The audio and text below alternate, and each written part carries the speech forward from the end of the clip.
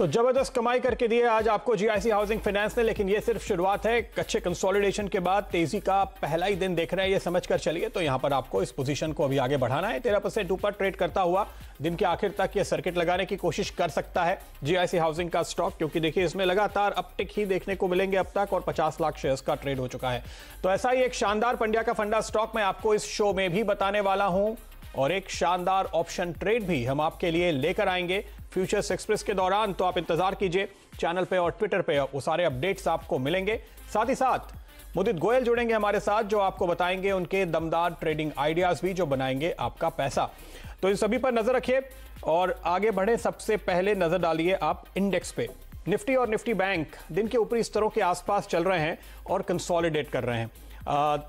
जो लेवल हम सुबह से बात कर रहे हैं, देखिए 11,620 निफ्टी में और 22,750 के आसपास निफ्टी बैंक में। इनफैक्ट ये लेवल निफ्टी बैंक का मैंने कल ही बताया था आपको, वो फिलहाल रुकावट है। बाजार थोड़ा स्ट्रेच हो गए हैं, ऐसा आप कह सकते हैं इस लिहाज से, क्योंकि निफ्टी का बेस इस समय शायद कहीं 11,325 11,350 के दायरे में है। निफ्टी बैंक का बेस कहीं 21,000 के माफ कीजिएगा 22,000 के आसपास है, और उसके मुकाबले में आप करीब 600-700 पॉइंट ऊपर फिलहाल ट्रेड कर रहे हैं। तो थोड़ा सा आप कह सकते हैं कि स्ट्रेच फिलहाल हो रहा है मार्केट, और ऐसी स्थिति में ऊपर के लेवल पर कंसोलिडेट हो रहा है। ये कोई दिक्कत की बात नहीं है, थोड़ा सा कैचअप करने के लिए वक्त ले रहा है, सांस लेने की कोशिश है, जो पॉजिटिव कही जाएगी। मिड कैप इंडेक्स पॉजिटिव है, स्मॉल कैप इंडेक्स पॉजिटिव है। मार्केट ब्रेथ पे नजर डालिए, अगर 4 स्टॉक नीचे हैं तो 7 में तेजी है।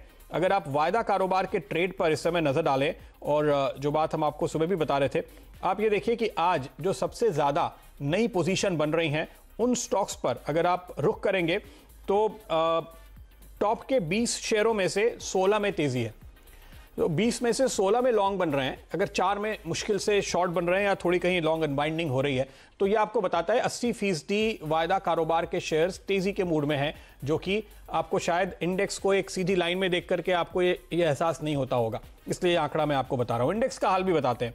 इंडेक्स पे आपकी नजर होनी चाहिए साफ तौर पे ऑप्शन ट्रेडिंग क्या चल रही है। ये देखिए आज मंगलवार है, तो आज का दिन लेकर के 3 दिन का वक्त है इस हफ्ते के दौरान, और जो दायरा आप साफ तौर पे बनते हुए देख रहे हैं ऊपर की तरफ 11,600, ये एक फिलहाल रुकावट है जिसके हम काफी करीब हैं। आज भी यहां पर हाईएस्ट पोजीशंस बनी हैं, तो टेक्निकली 11,620 एक रुकावट है। वायदा कारोबार के लिहाज से कॉल राइटर्स यहां पर एक्टिव हैं, तो ये एक रुकावट है। लेकिन अच्छी बात क्या है, 11,500 पे पुट राइटर्स खड़े हैं, तो ये कंसोलिडेशन का मूड ज्यादा लग रहा है। अच्छा, प्राइसिंग देखते हुए अगले 3 दिनों के लिए मेरा अनुमान यह है कि शायद ऑप्शन राइटर्स के जीतने की संभावना ज्यादा हो सकती है, क्योंकि बाजार यहां पे है तो बहुत स्ट्रांग, तो शायद गिरेगा नहीं, तो पुट लेकर फायदा नहीं है। कॉल में सब कुछ प्राइस्ड इन है, और अगर दायरे में रहा तो जो राइटर्स हैं, दोनों तरफ के राइटर्स पैसे कमाएंगे, और वही हो रहा है। तो 11,500 11,600 दोनों तरफ राइटिंग चल रही है। निफ्टी बैंक पे अगर आप देखिए, यहां भी तस्वीर कमोबेश ऐसी है, 22,500 और 23,000 ये मोटे तौर पे लेवल है। 22,500 पे पुट राइटर्स एक्टिव हैं, 23,000 के लेवल पर कॉल राइटर्स काफी एक्टिव हैं। आज भी एडिशन हो रहा है, और राइटिंग यहां भी काफी मजबूती के साथ चल रही है। पुट राइटर्स का जो पार्टिसिपेशन है, अगर आप देखिए 22,500 के पुट राइटर्स देखिए आप निफ्टी बैंक में, या फिर आप 11,500 के राइटर्स देखिए निफ्टी में, तो ये आपको साफ तौर पे बता रहा है कि नीचे की तरफ बेस बिल्ड हो रहा है फिलहाल, ऊपर भले ही रुकावट हो। चलिए, ऐसी हालत में क्या करना चाहिए आपको मुदित? क्या आप भी इस राय से इत्तेफाक रखते हैं कि अब इस सीरीज के लिए, यानी अगले 3 दिन के लिए, शायद राइटर्स के पक्ष में जा सकता है खेल निफ्टी और निफ्टी बैंक का?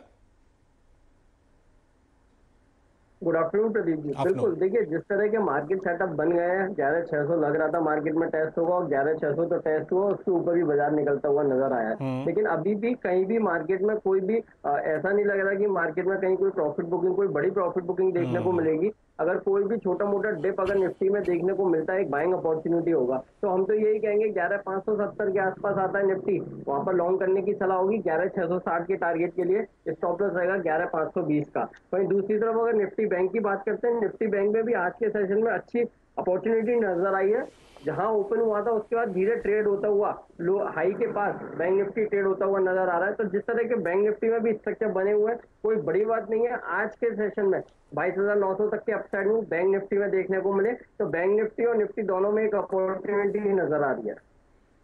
ओके, निफ्टी और बैंक निफ्टी दोनों में अपॉर्चुनिटी नजर आ रही है। मेरा सवाल ऑप्शन राइटर्स के व्यू, ऑप्शन बायर्स के व्यू से था कि जैसे आपने कहा अगर थोड़ी सी भी डिप आती है तो आप खरीद सकते हैं निफ्टी, आप फ्यूचर्स में खरीदेंगे, लेकिन क्या कॉल ऑप्शन लेने की कोशिश इस समय सही होगी इस लेवल पे, या फिर अच्छा डिप आए तो खरीदें और लेना ही है तो फिर अगले हफ्ते का खरीदें? तो देखिए, अगले हफ्ते का भी ऑप्शन खरीद के चल सकते हैं, इस हफ्ते का भी खरीद के चल सकते हैं। ओवरऑल जो अंडरटोन है मार्केट की वो काफी बुलिश है। कोई भी प्रॉफिट बुकिंग हल्की फुल्की भी आएगी वो एक अपॉर्चुनिटी होगा। ऑप्शंस की अगर मैं बात करता हूं तो बिल्कुल कॉल ऑप्शंस खरीद कर ही पैसा बनेगा। तो इस हफ्ते का भी कॉल ऑप्शन खरीद के चल सकते हैं, नेक्स्ट वीक का भी करके चल सकते हैं। ओके, तो फिलहाल मुदित जी को ऐसा नहीं लगता कि बाजार यहाँ अटकने वाला है। उनको लगता है कि अभी भी आप कॉल ऑप्शन खरीदेंगे तो आपका पैसा बनेगा। मुझे लग रहा है शायद अगले 2-3 दिन ही बाकी हैं, तो मैं थोड़ा सा रिस्क एवर्स हूँ। मुदित जी ज़्यादा रिस्क ले लेते हैं। अगर मेरी कोशिश ये होगी कि अगले हफ्ते वाला ऑप्शन लिया जाए या थोड़ी अच्छी डिप आए तो लिया जाए। फिलहाल राइटर का पलड़ा शायद भारी हो। तो ये भी बात इंडेक्स की, लेकिन स्टॉक स्पेसिफिक ट्रेड्स बन रहे हैं शानदार। मुदित जी बताइए, कहाँ है आज आपकी नज़र? लॉन्ग के ही कॉल होंगे, आपका जोश देखकर तो मुझे लग रहा है कम से कम 4 कॉल तो लेकर आए होंगे आप। बिल्कुल प्रदीप जी, 4 कॉल लेकर आए हैं और चारों ही लॉन्ग साइड के ट्रेड है। सबसे पहले तो उसकी जैसे हमने बात करी बैंक में मूवमेंट के लो बनाने के बाद बंधन बैंक में रिकवरी देखने को मिली और आज के सेशन में 100 डेमा के ऊपर बंधन बैंक निकला है। तो जिस तरह के स्ट्रक्चर बना रहा है 315 के टारगेट के लिए बंधन बैंक को लॉन्ग करेंगे। स्टॉप लॉस रहेगा 300 का। आज के सेशन में 9-9.5% के ओवाई एडिशन के साथ बंधन बैंक में बाइंग देखने को मिल रही है। ये अच्छी चीज नजर आ रही है। 315 के लिए लॉन्ग करें, स्टॉप लॉस रहेगा 300 का। वहीं दूसरा काउंटर रहेगा हमारा LIC हाउसिंग फाइनेंस का। देखिए, LIC हाउसिंग फाइनेंस की भी अगर बात करते हैं 260 के लो के बाद स्ट्रक्चर में बाउंस बैक देखने को मिला। फिर 5-6 दिनों से जो कंसोलिडेशन नजर आ रहा था उसका ब्रेकआउट आज के सेशन में हुआ है और वॉल्यूम के साथ ब्रेकआउट नजर आया है। तो LIC हाउसिंग को भी लॉन्ग करने की सलाह दे रहे हैं 302 के टारगेट के लिए। स्टॉप लॉस रहेगा 286 का। तीसरा काउंटर रहेगा हैवेल्स का।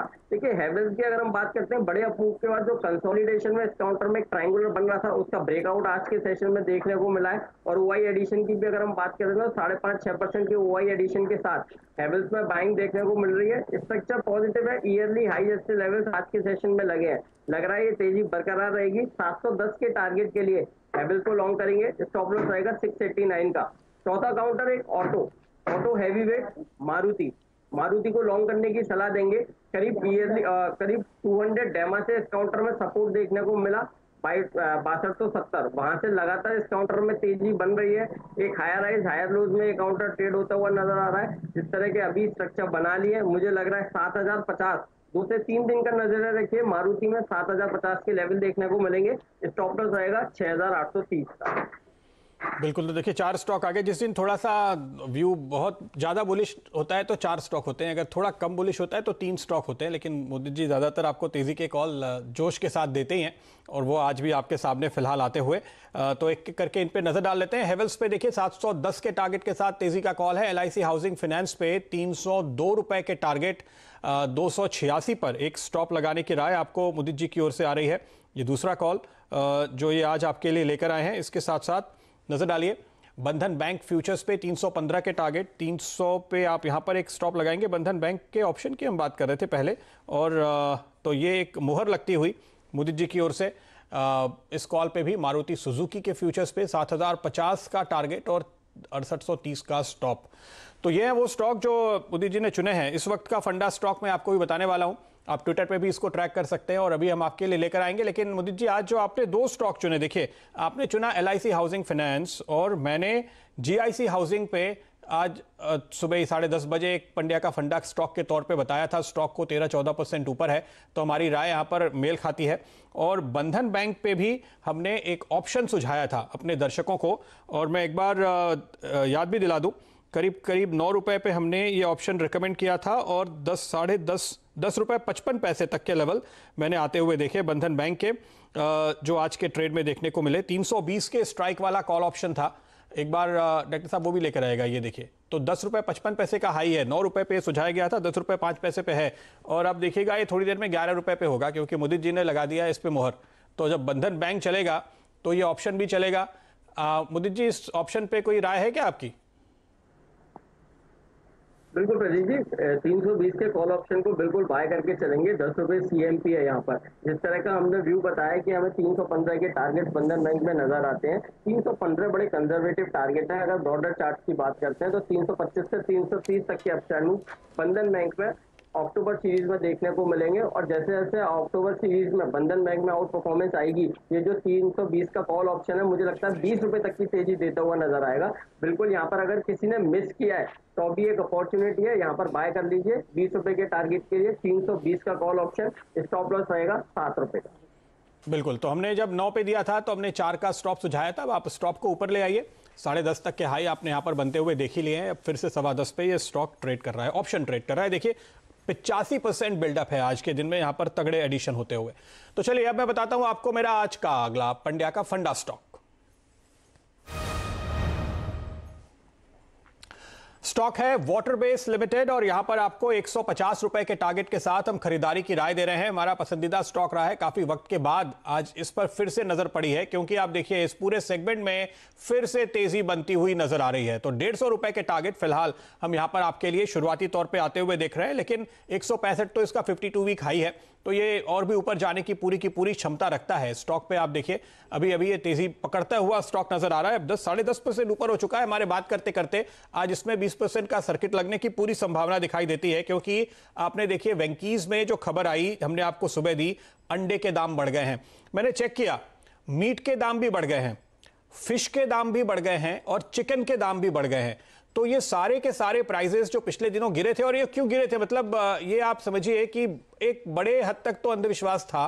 कुछ कहीं कहीं किसी देशों में कहीं कुछ सैंपल दिख गए थे जिसमें कोविड के लक्षण थे, वो भी बहुत विवादित था। लेकिन लोगों ने आमतौर पे नॉनवेज से किनारा कर लिया, ये सोच के कि इसकी वजह से कोरोना फैलता है, और इसकी वजह से डिमांड आपको बहुत तेजी से टूटती हुई नजर आई। अच्छा, फिशरीज के बिजनेस में भी काफी जगह पे थोड़ी दिक्कत हुई, क्वारंटाइन वगैरह हुआ। हालांकि गांवों में आमतौर पे ये श्रिम्प कल्टीवेशन होता है, तो इतना असर वहां पे नहीं पड़ा, लेकिन बड़े देशों से डिमांड कम हो गई। तो आज मैंने ये चेक करने की कोशिश की कि इस डिमांड का क्या हाल है। यूएस और चाइना, ये दो बड़े मार्केट्स हैं श्रिम्प के लिए, और इन दोनों जगह से डिमांड में रिवाइवल देखने को मिला है।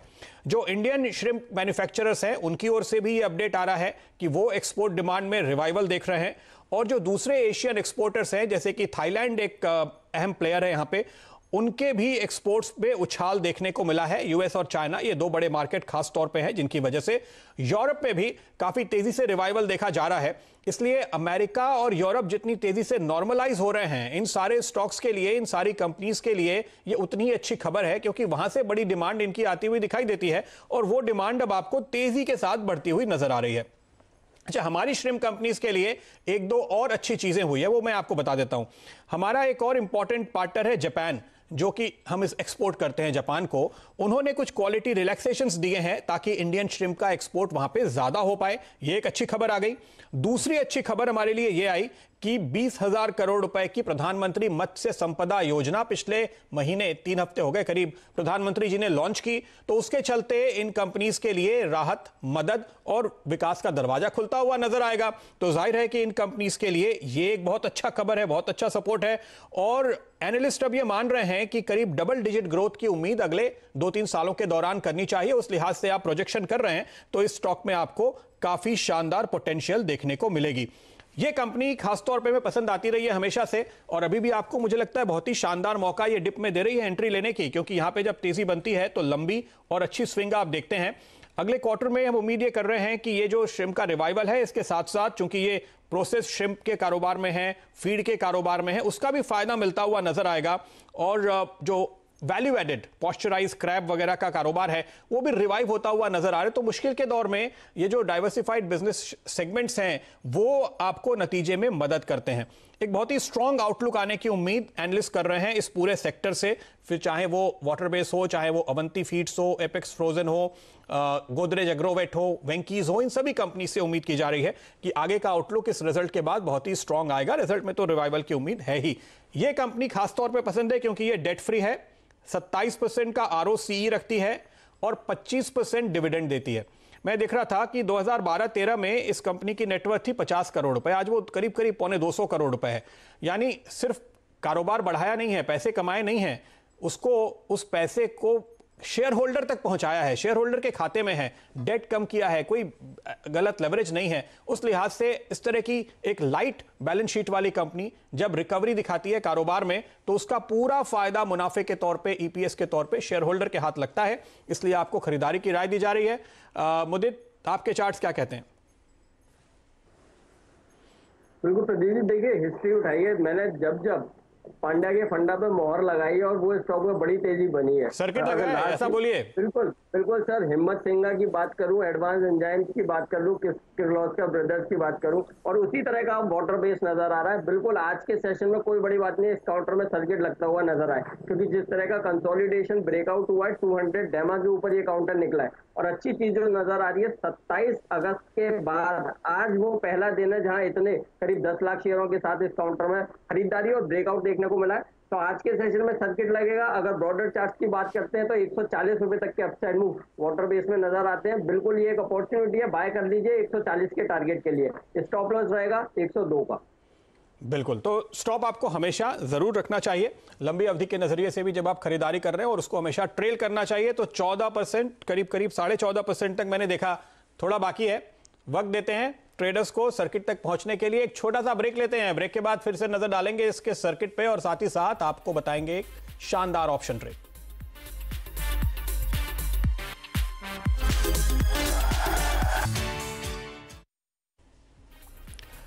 तो ये तीसरा सेशन है आज, गुरुवार के दिन हमने आपको ये ऑप्शन बताया था। इस वक्त आप 23 रुपए 35 पैसे के लेवल देख रहे हैं। दिन में हमने 28 तक के लेवल देखे हैं। तो दिन हमारा जो पहला टारगेट था 30 का, उसके काफी करीब पहुंचता हुआ नजर आया है। ये एक बहुत ही जबरदस्त कॉल ऑप्शन का ट्रेड हमने आपको सुझाया।